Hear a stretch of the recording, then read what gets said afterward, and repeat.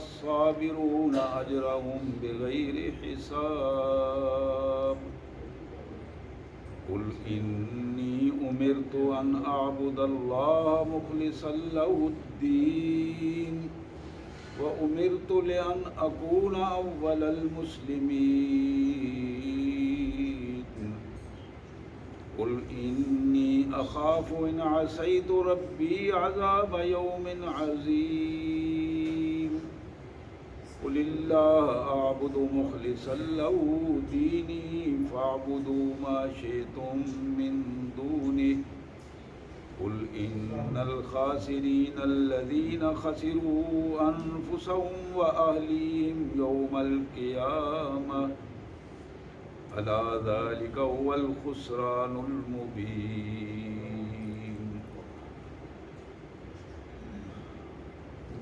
لهم من فوقهم ظلل من النار ومن تحتهم ظلل ذلك يخوف الله به عباده يا عباد فاتقون آمنت بالله صدق الله العظيم اللهم صل على سيدنا ومولانا محمد وعلى آل سيدنا ومولانا محمد وبارك وسلم اللهم صل على جميع الأنبياء والمرسلين وعلى الملائكة المقربين وعلى سائر الصحابة والتابعين وعلى عباد الله الصالحين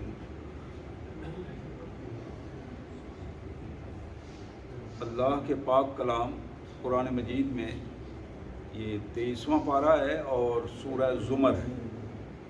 23ویں پارے میں سورہ زمر کی آیت نمبر 9 سے لے کر آیت نمبر 16 تک کی آیات آج ہمارے زیر مطالعہ ہیں۔ سورہ زمر کی آیت 9 سے لے کر 16 تک 23ویں پارے میں یہ آیات آج ہمارے زیر مطالعہ ہوں گی۔ سب سے پہلے ان مبارک آیات کا سادہ سا ترجمہ اور مفہوم، پھر انشاءاللہ نبی رحمت صلی اللہ علیہ وسلم کے احادیث کے پس منظر میں مختصر سی گفتگو۔ اللہ کے مبارک نام سے جو بڑا مہربان، بہت زیادہ رحم کرنے والا ہے۔ امن هو قانت آناء اللیل ساجدا وقائما یحذر الآخرہ وَيَرْجُو رحمت ربہ۔ ذرا اندازہ کرو اس شخص کا جو رات بھر کھڑا ہو کر اللہ کے حضور عبادت کرتا ہے، رکوع کرتا ہے، سجدے کرتا ہے، اور پھر کھڑا ہو کر آخرت سے ڈرتے ہوئے، اللہ کے عذاب سے ڈرتے ہوئے، وَيَرْجُو رحمت ربہ، اپنے رب کی رحمت کی امید رکھتا ہے، اور اس امید کے ساتھ اپنی کیفیات وہ اپنے اللہ کے سامنے پیش کرتا ہے. قل هل يستوي الذين يعلمون والذين لا يعلمون، میرے رسول ان سے پوچھو کہ وہ لوگ جو صاحب علم ہیں، وہ لوگ جو صاحب علم ہیں، کیا جاہلوں اور صاحب علم لوگوں میں برابری ہو سکتی ہے؟ انما یتذکر اولو الالباب، یہ نصیحت صاحب عقل لوگوں کے لیے ہے کہ وہ اس بات کو سمجھیں علم کی پوزیشن کیا ہے اور جہالت کی پوزیشن کیا ہے. قل یا عباد الذین آمنوا اتقوا ربکم، میرے رسول صلی اللہ علیہ وسلم میرے بندوں کو میرا یہ پیغام بھی پہنچاؤ کہ میرے ایمان والے بندوں اپنے رب کا تقوی اختیار کرو. ایمان والے بندوں، ایمان لا چکے ہو، اب رب کا تقوی اختیار کرو. ایمان کا اگلا سٹیپ جو ہے وہ تقوی کی پوزیشن اپنے اندر لاؤ. اللہ کی محبت اور اللہ کا خوف، ان دونوں کیفیات کو اپنے اندر پیدا کرو. للذین احسنوا فی ہذہ الدنیا حسنہ، یہ بات بالکل حقیقت ہے. جنہوں نے اس دنیا میں نیکیاں کمائی ہیں، اللہ تبارک و تعالیٰ اس دنیا میں بھی انہیں نیکیوں کا بدلہ عطا فرمائے گا اور آخرت میں بھی ان کے لیے اس کا اجر محفوظ ہوگا. وَأَرْضُ اللَّهِ وَاسِعَةٌ، اللہ کی زمین بڑی وسیع ہے. اللہ کی زمین، اللہ کے خزانے بڑے وسیع ہیں، اور ان وسعتوں میں اپنے لیے برکتیں تلاش کرو. انما یوفی الصابرون اجرہم بغیر حساب، اور جو لوگ مستقل مزاجی سے اپنے اللہ کے حضور صبر و استقامت کے ساتھ عمل کرتے ہیں، اللہ تعالیٰ کے ہاں ان کے لیے بے حساب اجر موجود ہے. میرے رسول نے یہ بھی بتاؤ کہ انی امرت ان اعبد اللہ مخلصا لہ الدین، مجھے اس بات کا حکم دیا گیا ہے کہ میں اپنے اللہ کی بندگی کرتے ہوئے اس کے قانون کا پابند بن جاؤں،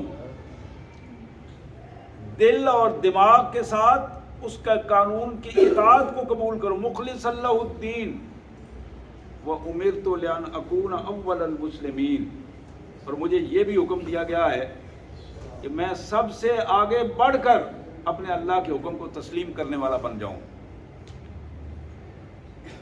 قُلْ إِنِّي أَخَافُ إِنْ عَصَيْتُ رَبِّي عَذَابَ يَوْمٍ عَظِيمٍ، میرے رسول نے یہ بھی بتاؤ کہ میں اس بات پر بھی ہمیشہ فکر مند رہتا ہوں، خوف زدہ رہتا ہوں کہ میری زندگی میں کہیں بھی میرے رب کی عظمت کے حوالے سے ذرہ برابر بھی کہیں نافرمانی کی پوزیشن نہ آ جائے.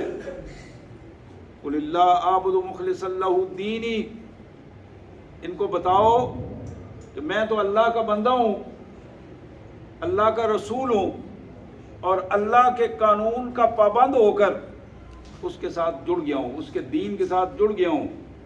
فَاعْبُدُوا مَا شِئْتُم مِّن دُونِهِ، تم جس کی چاہو عبادت کرو، جس کے چاہو بندے بن جاؤ، لیکن یاد رکھو کہ میرے بارے میں یہ بات ذہن میں رکھو، میں مخلص اللہ دینی، اپنے اللہ کے قانون اور دین کا پابند ہو کر میں تو اس کے ساتھ جڑا ہوا ہوں. قُلْ إِنَّ الْخَاسِرِينَ الَّذِينَ خَسِرُوا أَنفُسَهُمْ وَأَهْلِيهِمْ يَوْمَ الْقِيَامَةِ، انہیں یہ بتاؤ کہ دین کے حوالے سے جو لوگ اپنی بے دینی میں خسارے اور گھاٹے میں پڑ گئے، تو یہ وہ لوگ ہیں کہ جو خود بھی، ان کے بچے بھی، ان کے اہل و عیال بھی قیامت کے دن ذلت اور رسوائی کی پوزیشن میں ہوں گے.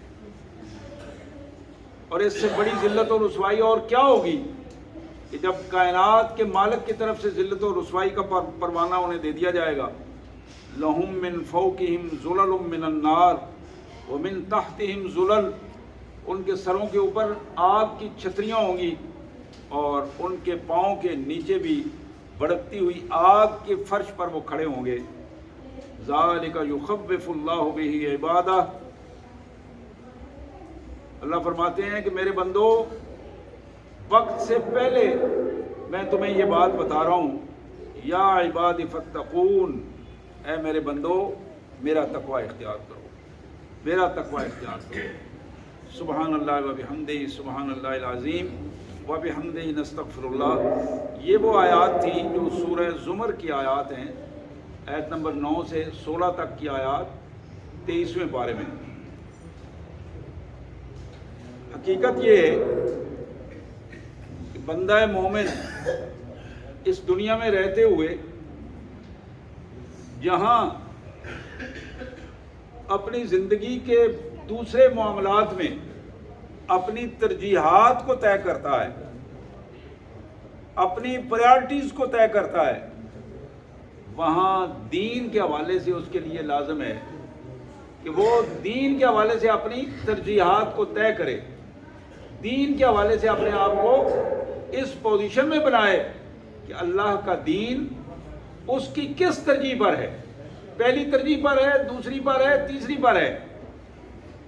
یہ وہ اہم پہلو ہے جب آدمی دین اور دنیا میں اپنی ترجیحات کو طے کر لے گا، دین اور دنیا میں اپنی ترجیحات کو طے کرے گا، اپنی پرائرٹیز کو طے کرے گا، تو بلا شبہ اس کے لیے دین پر چلنا بھی آسان ہوگا،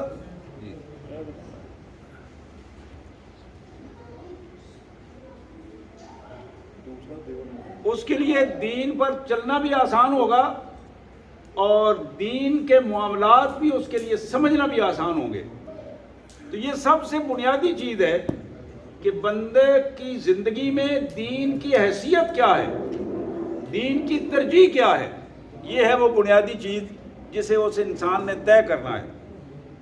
اسی طرح اگر ترجیح دنیا کو ہے تو پھر دنیا سب سے آگے ہوگی، اگر ترجیح دین کو ہے تو پھر دین سب سے آگے ہوگا۔ اسی کیفیت میں فیصلہ کرتے وقت بندے کو، ہر بندہ دنیا دین ہر معاملے میں وہ ضرور اس کا خیال کرتا ہے کہ میں جو فیصلہ کر رہا ہوں اس میں مجھے نفع کتنا ہوگا، نقصان کتنا ہوگا۔ ہر باشعور آدمی کبھی بھی فیصلہ کرنے سے پہلے یہ نہیں طے کرتا کہ میں نقصان والا فیصلہ کروں، ہمیشہ اس کے ذہن میں ہوتا ہے کہ میں نفع والا فیصلہ کروں گا، نفع کا سودا کروں گا، اگرچہ اس میں گھاٹا ہو جائے، نقصان ہو جائے، وہ بات کی بات ہے، لیکن اس کی سوچ جو ہے وہ نفع والی سوچ ہوتی ہے۔ اب یہ جو نفع والی سوچ ہے اس میں دو بڑی بنیادی پہلو ہیں، ایک ہے کہ یہ دنیا اور ایک ہے آخرت۔ دنیا میں رہ کر جو اس نے فیصلہ کرنا ہے وہ ہر فیصلہ فانی ہوگا، اس لیے کہ دنیا فانی ہے، ختم ہو جانا ہے، اور دنیا تو بعد میں ختم ہوگی، اس بندے نے پہلے ختم ہو جانا ہے۔ اب اس نے کتنے سال اس دنیا میں رہنا ہے، کیسے رہنا ہے، کس کیفیت میں رہنا ہے، یہ وہ بنیادی چیز ہے جو اس کی سمجھ میں آنے والی چیز ہے اور سمجھ میں لانے والی چیز ہے۔ اگر تو یہ اپنا فیصلہ دنیا کے حوالے سے کرتا ہے تو گویا اس نے وقتی فیصلہ کیا ہے، وقتی طور پر اپنے آپ کو بچانے کی کوشش کی ہے، اس نے مستقل فیصلہ نہیں کیا، یہ وہ اہم پہلو ہے۔ لیکن اگر اسی کا فیصلہ آخرت کا فیصلہ اہم ہے تو پھر اس نے ہمیشہ کے لیے اپنی آخرت کو بچانے کی بات کی ہے۔ یہاں اس بات کا تعین بھی اہم ترین تعین ہے کہ بندہ اپنا فیصلہ اس دنیا میں جو چند سال رہنا ہے، اس فانی دنیا میں اپنا فیصلہ اس کے مقابلے میں آخرت کے حوالے سے کرے، جہاں ہمیشہ کی زندگی ہے، ہمیشہ رہنا ہے۔ اب اگر فیصلہ آخرت کی زندگی سے کرنا ہے تو پھر لازم ہے کہ قرآن اور سنت اس کے لیے بنیادی چیز ہوگی، قرآن اور سنت بنیادی چیز ہوگی۔ میں نے شروع کی تھی بات ترجیحات سے، پھر میں نے دنیا اور آخرت کی بات کی، اور اب اگر آخرت کو اس نے ترجیح دینی ہے تو یہ بات اسے قرآن بتائے گا، رسول اللہ صلی اللہ علیہ وسلم کا طریقہ مبارک یہ بات بتائے گا کہ اس نے اس دنیا میں رہتے ہوئے کس انداز میں اپنے آپ کو لے کے چلنا ہے۔ اور میرے پیارے بھائیوں، جب تک ہم اس دنیا میں رہتے ہوئے اپنی زندگی سے، یہ جو دن رات کی 24 گھنٹے کی مجموعی زندگی ہے، اس میں سے 2-3 گھنٹے کم از کم ہم قرآن کے لیے، دین کے لیے نہیں نکالتے، تو پھر ہم ذلت اور رسوائی اور خواری اور نقصان کا سودا کر رہے ہیں۔ یہ وہ بنیادی چیز ہے جو اگر ہماری سمجھ میں آ جائے تو پھر سب سے اہم بات ہے، ہر شخص صبح جب اٹھتا ہے، نمازی آدمی نماز پڑھتا ہے اور اپنے آپ کو پاک صاف کرتا ہے، تو پھر اس کی سوچ یہ ہوتی ہے کہ میں اپنی ڈیوٹی پہ چلا جاؤں، اپنے کاروبار پہ چلا جاؤں، اپنی کھیتی میں چلا جاؤں، جہاں جہاں اس کی مصروفیت ہے، وہ اپنی مصروفیت کے حوالے سے اپنے وقت پہ تیار ہو کے چلا جاتا ہے۔ باشعور انسان کا یہی طریقہ کار ہے، اور جو شخص اپنی ڈیوٹی اور اپنی ذمہ داری کو ادا نہیں کرتا، اس کو کوئی بھی باشعور نہیں کہتا، ہمیشہ اس کے بارے میں لوگ باتیں کرتے ہیں، گھر والے بھی اور باہر والے بھی۔ تو یہاں سب سے بنیادی چیز یہ ہے کہ جہاں ہم اپنے کاروبار کے لیے فکر مند رہتے ہیں، اپنی سروس کے لیے فکر مند رہتے ہیں، اپنے بچوں کے، گھر والوں کے مستقبل کے لیے فکر مند رہتے ہیں، وہاں ہمارے اندر دین کی فکر بھی موجود ہے کہ نہیں موجود ہے؟ دین کی فکر اگر موجود ہے، یہ بات ذہن میں موجود ہے کہ میں دیندار ہوں اور کل میں نے مر کر، آج اگر مر جاؤں تو میرے پاس اللہ کے حضور پیش کرنے کے لیے کیا ہے، یہ وہ سوال ہے جس سوال کا ہمیں جواب دینا ہے۔ قرآن مجید اس سوال کے حوالے سے بار بار ہمیں توجہ دلاتا ہے۔ یا ایھا الذین آمنوا اتقوا اللہ ولتنظر نفس ما قدمت لغد واتقوا اللہ ان اللہ خبیر بما تعملون۔ اے ایمان والو، اللہ سے ڈر جاؤ، تم میں سے ہر شخص اس بات کا پورا خیال رکھے کہ کل جب وہ اللہ کے حضور جائے گا تو اس کی جھولی میں کیا ہوگا، اس کے دامن میں کیا ہوگا، وہ کیا لے کے جائے گا، کیا پیش کرے گا اپنے اللہ کے حضور۔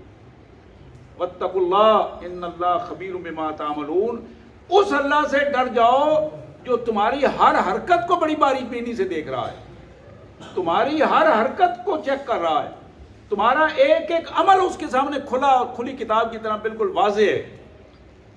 تو میرے پیارے بھائیوں، یہ وہ بنیادی چیز جس کی طرف میں توجہ دلا رہا تھا۔ نبی رحمت صلی اللہ علیہ وآلہ وسلم نے ارشاد فرمایا، جناب عبداللہ بن مسعود رضی اللہ تعالی عنہ کی یہ روایت ہے، مسند سنن دارمی میں اور دار قطنی میں یہ روایت موجود ہے، مشکات شریف میں موجود ہے۔ جناب ابن مسعود کہتے ہیں کہ قال لی رسول اللہ صلی اللہ علیہ وسلم، مجھے اللہ کے رسول صلی اللہ علیہ وسلم نے حکم فرمایا، تعلموا العلم وعلموه الناس، عبداللہ قرآن کا علم حاصل کرو اور پھر لوگوں کو سکھاؤ، قرآن کا علم حاصل کرو اور لوگوں کو سکھاؤ۔ اور یہ ذہن میں رہنا چاہیے کہ قرآن مجید کا علم حاصل کرنا ہر مسلمان پر فرض ہے، ہر مسلمان، عورت ہے یا مرد ہے، اس پر فرض ہے۔ طلب العلم فریضۃ علی کل مسلم، جس طرح 5 وقت کی نماز فرض ہے، رمضان کے روزے فرض ہیں، زکوٰۃ فرض ہے، حج فرض ہے، اسی طرح علم کا حاصل کرنا، قرآن کا سیکھنا، یہ فرض عین ہے۔ تو اللہ کے رسول صلی اللہ علیہ وسلم نے حکم دیا۔ بعض اوقات ہم دیکھتے ہیں کہ ہمارے ہاں ائمہ کرام، حفاظ کرام، ہم ان کو اپنی مساجد میں ذمہ داری دیتے ہیں نمازیں پڑھانے کی۔ اب یہ ذمہ داری جو نمازیں پڑھانے کی ذمہ داری ہے، دین کے حوالے سے ان کے رزق اور معاملات بھی اس سے ہی چلتے ہیں، لیکن اگر وہ اخلاص کے ساتھ اپنے اس عمل کو اللہ کے وحدہ لا شریک کے لیے بنا دیتے ہیں تو پھر اللہ تبارک و تعالیٰ ان کے دونوں کیفیات پوری کرتا ہے۔ لیکن اگر کوئی شخص صرف اپنی روزی کے لیے اس کو استعمال کرتا ہے تو وہ روزی کے لیے جو کچھ کرتا ہے وہی اس کے لیے ذلت اور رسوائی کا سبب بن جاتا ہے، دنیا میں بھی اور آخرت میں بھی۔ تو میں یہ عرض کر رہا تھا کہ بنیادی طور پر ہمیں اس بات کا خیال رکھنا ہے کہ مرنے سے پہلے ہم کس طرح اپنے اللہ کے حضور کیا لے کے جائیں گے۔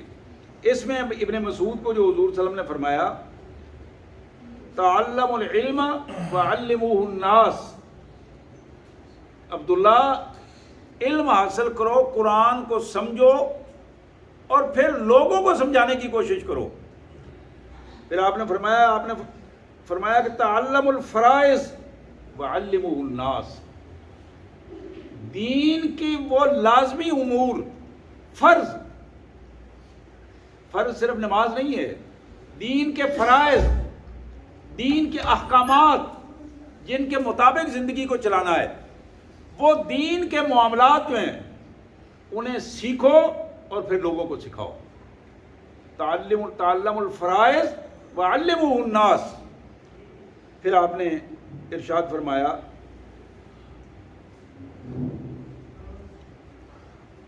تعلموا القرآن وعلموه الناس، قرآن کی تعلیم حاصل کرو اور پھر لوگوں کو سکھاؤ۔ اب ایک بڑا بنیادی پہلو ہے جس پہ ہم نے یقیناً غور بھی کیا ہوگا، اور اس پہ عمل کے لیے کیا چیز رکاوٹ ہے سوائے ہمارے نفس کے، ہمیں اس پہ غور کرنا چاہیے کہ ہم نے جو قرآن مجید پڑھا ہے، قرآن مجید جو ہم نے پڑھا ہے وہ متن پڑھا ہے، عربی الفاظ سیکھنے کی کوشش کی ہے، اور وہ بھی ہماری آبادی میں درست پڑھنے والے، آدھے درست پڑھنے والے ہوں گے، آدھے جو ہیں وہ درست پڑھنے والے نہیں ہیں، اور آدھی سے آدھی آبادی تو ایسی ہے جن کو بالکل قرآن مجید آتا بھی نہیں ہے۔ ایسے لوگ ہیں جو حروف پہ انگلی رکھ کے، برکت کے لیے انگلی رکھ کے اس کو پڑھتے ہیں، پڑھنا سمجھ لیتے ہیں۔ حقیقت یہ ہے کہ جان بوجھ کر بغیر کسی شرعی عذر کے قرآن مجید کی تعلیم حاصل نہ کرنا، قرآن کو نہ پڑھنا، یہ اتنا بڑا جرم ہے کہ جس کا مداوع کوئی اور نہیں ہے، اور یہ جہنم میں جلنے کا سبب ہے، موت کی سختی کا سبب ہے، اور قبر میں عذاب کا سبب ہے۔ اس بات کو آپ طے کریں، یہ آواز میری بہنوں تک اگر پہنچ رہی ہے تو وہ بھی طے کریں اس بات کو کہ اپنی زندگی میں، دن رات کی زندگی میں کم از کم 2-3 گھنٹے ایسے وقف کریں کہ قرآن مجید کو سمجھیں، الفاظ کو سمجھیں، ان کے معنی کو سمجھیں، الفاظ اور معنی کو سمجھ کر قرآن مجید کو اس انداز میں سمجھیں کہ آدمی کا اپنا ضمیر مطمئن ہو کہ جو وہ عمل کر رہا ہے وہ اللہ کے حکم پر عمل کر رہا ہے۔ اور پھر اس کیفیت کو عملی زندگی میں جب ہم لائیں گے تو جہاں عمل میں ہمارے اندر سکون پیدا ہوگا، وہاں اس قرآن سے ہمارا تعلق بڑھے گا۔ قرآن سے جب تعلق بڑھے گا تو پھر یہی وہ کیفیت ہے جو ہماری دنیا اور ہماری آخرت دونوں کو سنوار دے گی۔ تو رسول اللہ صلی اللہ علیہ وآلہ وسلم نے جناب عبداللہ بن مسعود کو 3 چیزیں ارشاد فرمائیں کہ عبداللہ، سب سے پہلی چیز علم حاصل کرو، علم حاصل کرو اور لوگوں کو علم سکھاؤ۔ میں اس حوالے سے بھی عرض کروں گا کہ یہ چیز طے کریں اپنی زندگی میں کہ میں نے کم از کم ایک آدمی کو ضرور قرآن مجید پڑھانا ہے، سیکھنا ہے خود اور خود سکھانا ہے بندے کو۔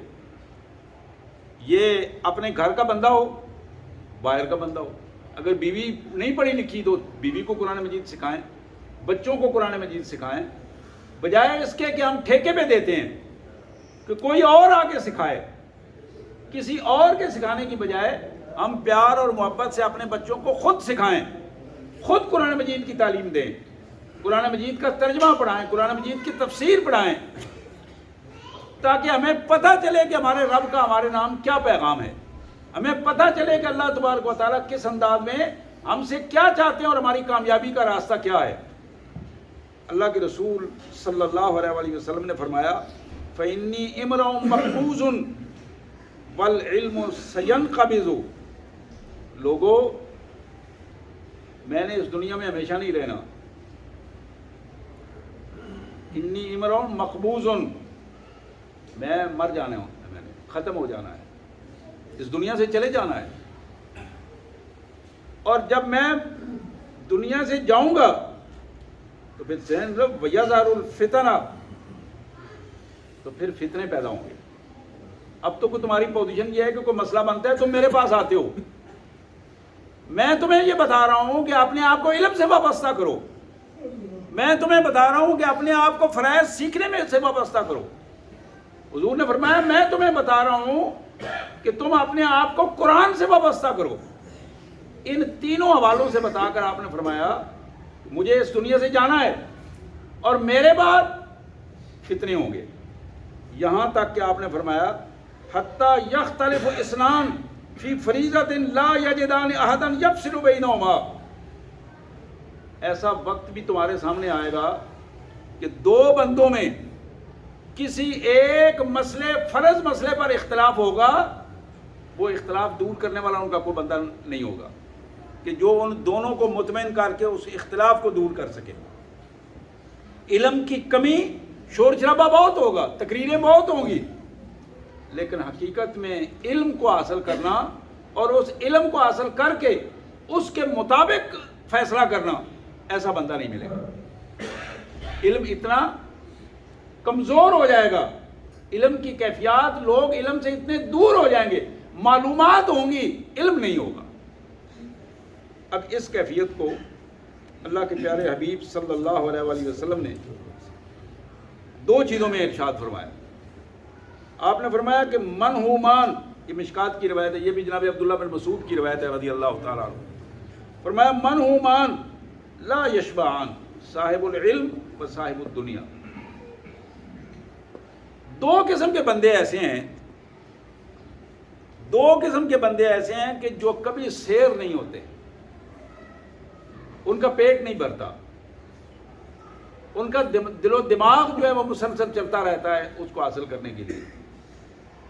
ایک صاحب علم جو علم حاصل کرتا ہے اس کا دل کرتا ہے کہ میں زیادہ سے زیادہ علم کو حاصل کروں، زیادہ سے زیادہ اس کو جذب کروں.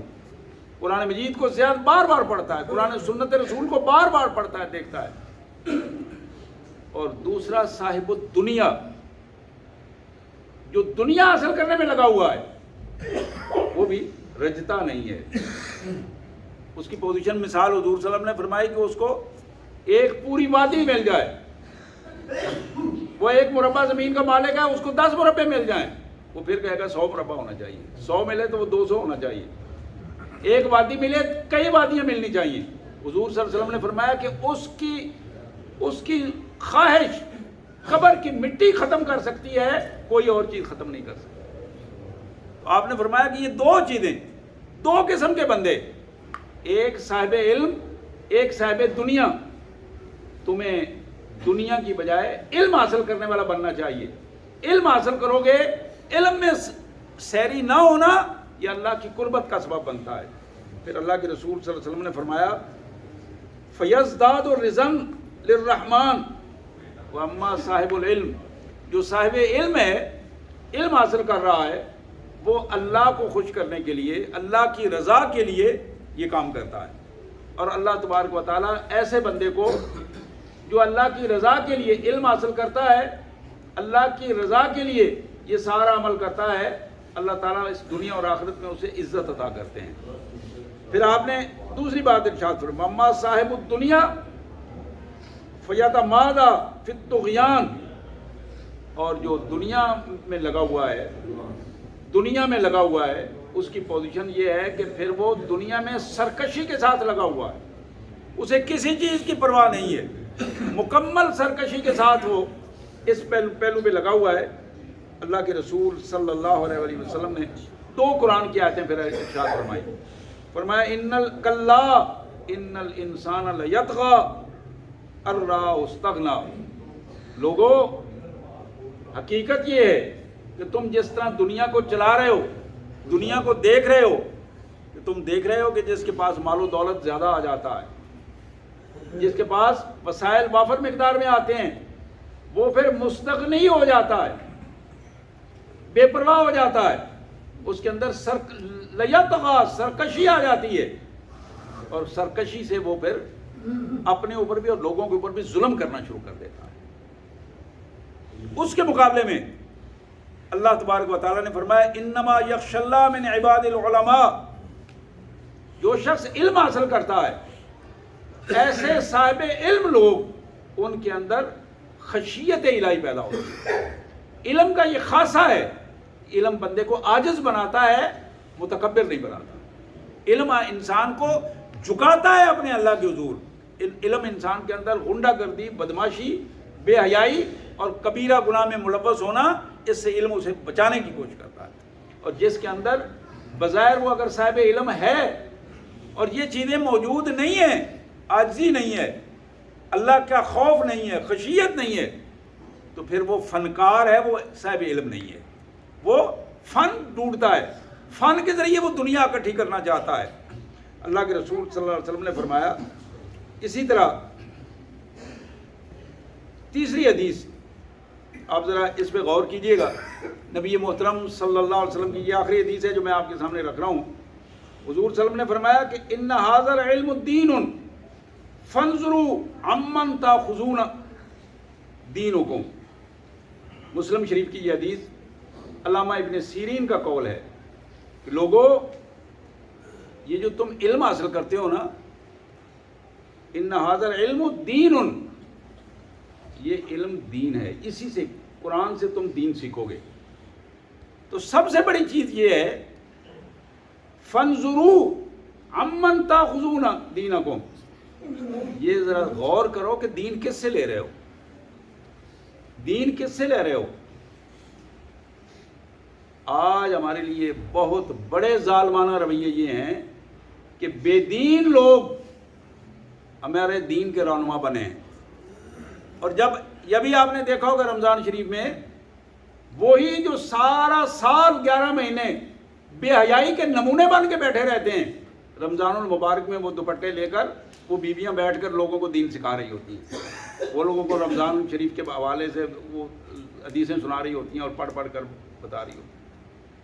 اسی طرح کے اور بہت سارے معاملات۔